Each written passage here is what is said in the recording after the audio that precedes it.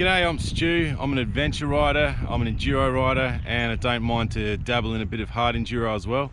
And today I'm going to take you through my adventure bike, which is the mightiest of mighty DR650s. Now, I ride a lot of different bikes, but this is by far my favorite bike.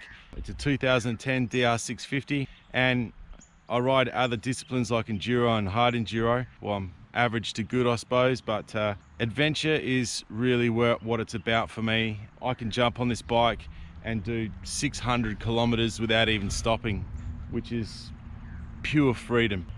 There's just something about it it's that spirit of adventure. There's really nothing like it.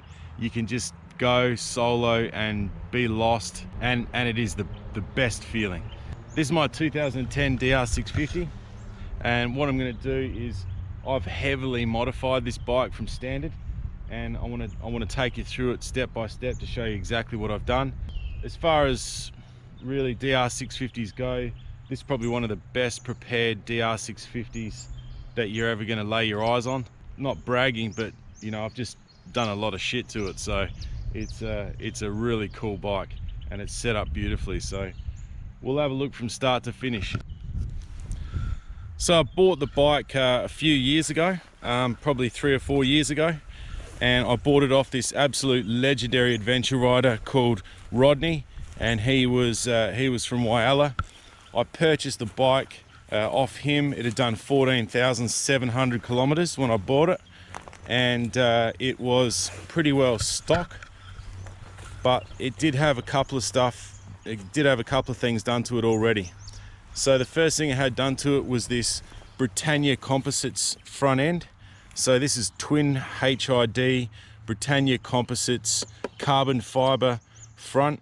These are expensive, so I'm glad that I didn't have to purchase that. Thanks for that, Rodney. It's got a screen that you can raise and lower. I have done a few modifications to this. So just in here, that just used to go straight through into the wiring, and what I've actually done is cut up a couple of inner tubes and glued them with quick grip up inside there, so the screen can still slide, but you're not getting bucket loads of water just pounding straight in onto that wiring. So if you've got one of these, that's a really good mod to do. I went for the CYCRA Pro Bend bark busters, I suppose you call them, or hand guards. The reason I went for these is they're just a little bit fatter, so they protect you a bit more from the wind, and they're extremely good quality, made in the USA. Very good hand protection, which is essential. In the dash here, it's got a Trailtech Vapor. This is the second Vapor. The first one did get water ingress, so I put a second one on there. It's got twin USB power outlets there for charging stuff. And what I've got here is an isolator switch for the lights. So turn down and the headlight low beam will come on, and then the high beam will just come on with the standard switch. And this button here turns on those USB plugs, so it gives me that accessories power. I run 2 rams. At the moment I've only got one on, but I've got 2 ram mounts, one for my phone, one for my GPS, and the GPS I've got is a Garmin Montana, which I've been using now for about 10 years. I'm on my second Montana. So the first one, the power button failed after about 10 years, and I've just bought another one right now. So they're an extremely reliable and easy to use GPS system, so highly recommend the Garmin Montana. Down now I've got some Renthal Fat Bars on here. These are a high bend bar. When I was standing up on this bike, I felt a little cramped with the standard bar setup, so I went for these, which are the highest bend that I could sort of find on the day, and just purchased them from a local motorcycle shop. Now Rodney also put this Rally Moto steering dampener on. If you haven't got a steering dampener on your DR650, these make a big difference in all conditions, especially when it gets sandy. So really good thing. They just basically help you stay in a straight line. They're an excellent little unit. Now just recently I had the forks replaced and the triple clamps, so I picked up a set of forks from an old CRF 450X, a 2010 model, and I took that into the guys down at MotoJet Garage in Adelaide, and they actually fitted up the new triples and these forks, and I'm running a CRF 450 front wheel. Still got the standard CRF 450 brake, which is fine. Generally with tyres, I run full knobs. I've got an oil cooler protector there from Hardy Parts up in Queensland. I think Peter's his name. Really easy transaction, really good to deal with, and fitted up absolutely beautifully. Great little modification there for your oil cooler. Now this here is a Safari fuel tank. It's a 32 litre Safari tank. I think they started off at 30, but she's puffed out a bit. I'll actually get about 33 litres in there. And like I said, I'll easily get 600 kilometres out of a tank on this thing. They come out with some pretty shitty petcocks, so I've upgraded the petcocks to full steel. They had plastic sort of ones on there before. The exhaust is a FMF full exhaust, so front to back with the FMF muffler on the back there. It's quite loud, and I'll give you a quick demo.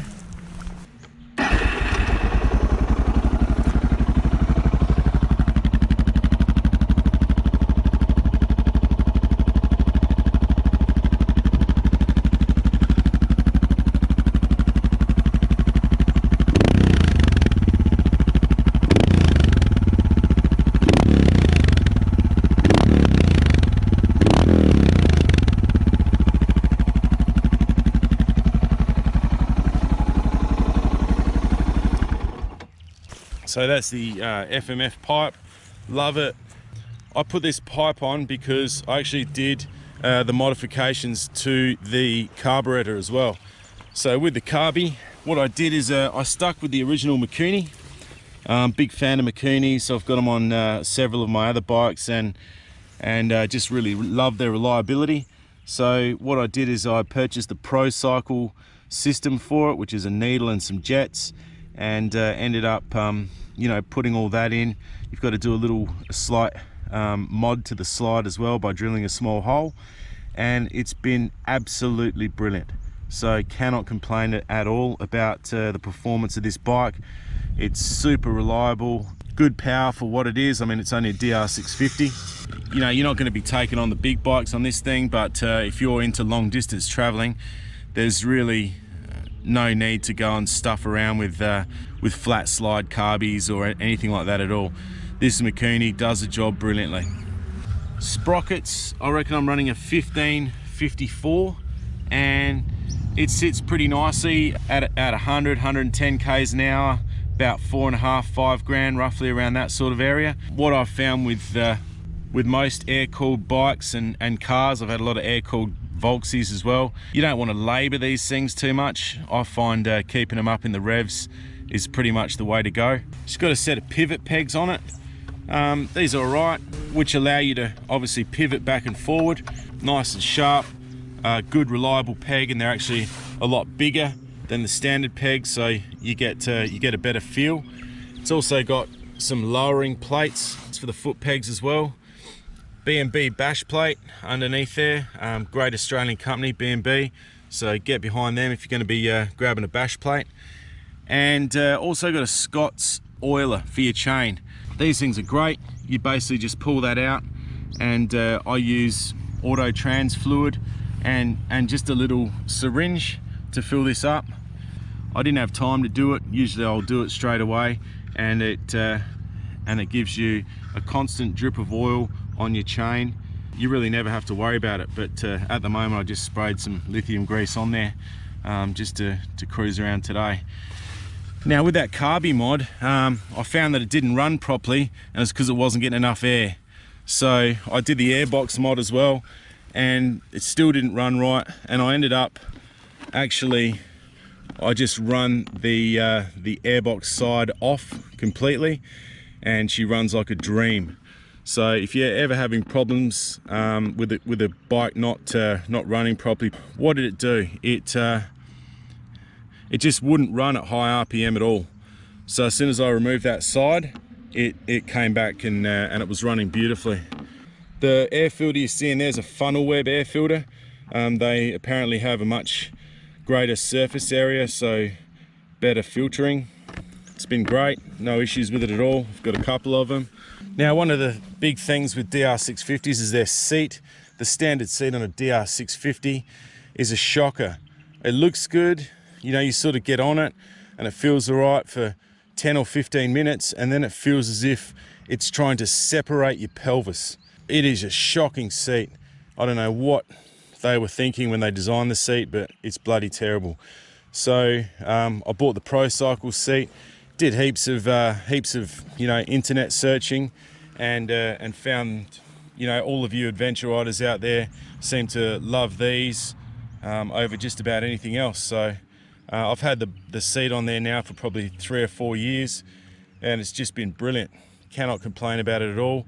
It's a beautiful wide seat. You can sit right back up here and just travel all day long without any issues whatsoever. I've done, you know, 700-800 kilometers in a day sitting on this seat without even feeling it. Perfect, absolutely beautiful seat. The rear suspension is actually a SACHS rear suspension out of a Husqvarna TE610 with a huge spring in it, and it gives you heaps more travel. I did this mod myself. It was really easy. I actually got that shock with the spring for 80 bucks off eBay, which I thought was an absolute bargain, and it was worth me then basically doing the mod myself when you're saving that sort of money. What I had to do was grind off a center part of the linkage where the shock actually fits in, just to make it fit at the bottom there. And it's been flawless for about 50,000 kilometers. Cannot complain at all. It's so much better than stock. It never bottoms. It is really a prime example of how you should set up the rear of a DR650. The SACHS TE610 rear shock, basically they fit straight in just with a bit of grinding. So up the top there, you have to add some washers on both sides just to make it fit nice and snug, but apart from that, bloody perfect. Now, a lot of you guys take this switch off. This is the switch for the center stand. I haven't, because I'm notorious for leaving my stand down. I would have died like 20 times if I hadn't had that switch stand on there, that stand switch on there. So yeah, it's up to you whether you want to you know, keep it or remove it. I've left mine on. My tank bag is a WOLFMAN Enduro tank bag. Fits really well, holds just about everything that I need up there, so stoked with that tank bag. And my gear bags are WOLFMAN Luggage gear bags. If you want the best soft bags you can get, these are it. They are absolutely amazing, never get wet inside, hold so much, and they strap up really nicely to your bike. Up the back here, Rodney had added this this PVC stormwater pipe system. So what this is, it's really cool. It's just a tube which has your tools in it. Now, he's made it out of a smaller piece of PVC, put some wooden ends in it, and it just holds a good selection of tools in there that you need to use. I've just got basics in here at the moment, but usually I'd have levers and all sorts of stuff in there, fuses. Works really, really well. Again, I've never had an issue with it. It's never come loose, never caused me a problem at all. Well worth it if you're looking for an easy, cheap mod to store tools. You can see there, it just straps up. So he's got some straps around that. It's really well made. He's done it brilliantly, and yeah, it's been perfect. So that's about it for this this amazing DR650. I really can't complain about this bike at all. You know, sure, I'd love shitloads more power, but it's a trade-off for reliability.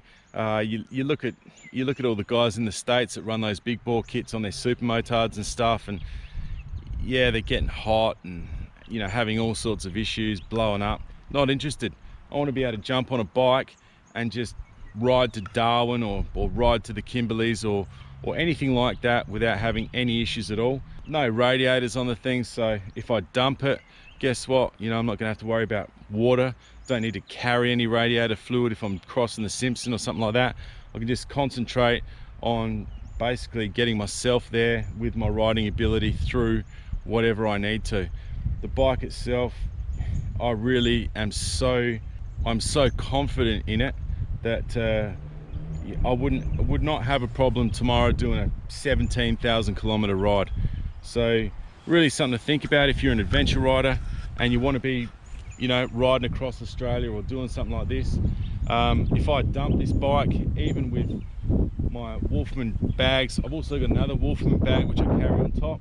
So if I dump this bike, I can still pick this bike up pretty easily, which, you know, is going to be a struggle if you've got a 1290 or an Africa Twin or something like that. So if you're into the hardcore stuff and you really want to get stuck into some remote riding, you really can't go past the DR650. They are phenomenal bikes and built exactly for that, for remote riding, for absolute reliability.